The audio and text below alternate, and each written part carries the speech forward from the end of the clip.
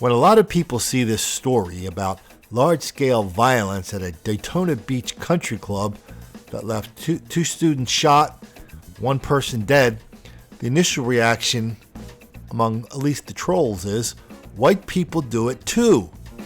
That's a white country club. That's a white neighborhood. Here's how it happens. These country club memberships are plummeting. A lot fewer people are playing golf. People sitting around the club one evening go, hey, why don't we rent our facilities out on the weekend nights? We can make some money to keep the club afloat. And somebody else goes, that's a great idea. That's the same thing they do at the VFW halls, the JC halls, all these private and nonprofit clubs around the country, renting their halls out to somebody with a little boom box, a little sound system. All of a sudden you got a party. All of a sudden you got 200 or 300 black people in your party. Violence, mayhem, and death follows. That's what happened here. In this case, terrible to hear somebody lost their life too. And I know college kids party and have fun, but in the age we are with guns and everything, it's a little scary. Daytona Beach police say one Bethune-Cookman University student is dead and 2 others are injured after a shooting at a country club.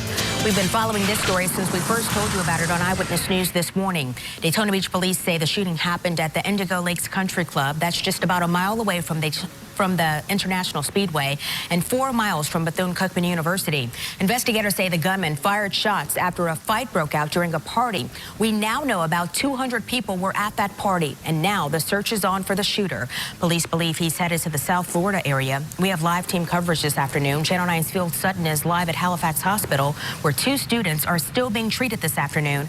But we begin with Julie Salamone. Julie, you just spoke with the police chief about the investigation. And he told me several of his officers were out here last night because this clubhouse, as you see behind me, is in a neighborhood. So they were doing regular patrols when this fight broke out in the parking lot, and he said that there were plenty of witnesses. Daytona Beach police are looking for 23-year-old Lamont Postal. They believe he might be headed to South Florida after he shot and killed a Bethune-Cookman University student, Doncavius Johnson, early Sunday morning.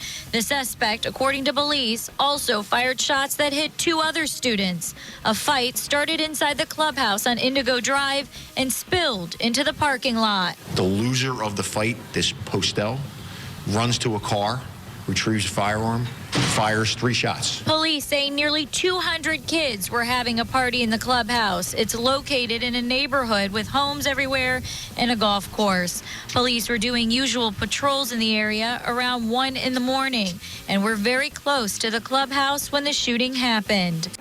this is a black party with a couple of hundred kids from a local black college. The shooters were black. The victims were black. I'm starting to detect a pattern. No matter how vigorously local press and local public officials try to ignore, deny, condone, excuse, encourage, and even lie about the level of black mob violence in our country. So if you're down in Daytona Beach, I think isn't that the beach where people, you can take your cars up on the beach? If you're down in Daytona, have some fun. Take your car on the beach. Wear some sunscreen. And don't forget this. Don't make the black kids angry.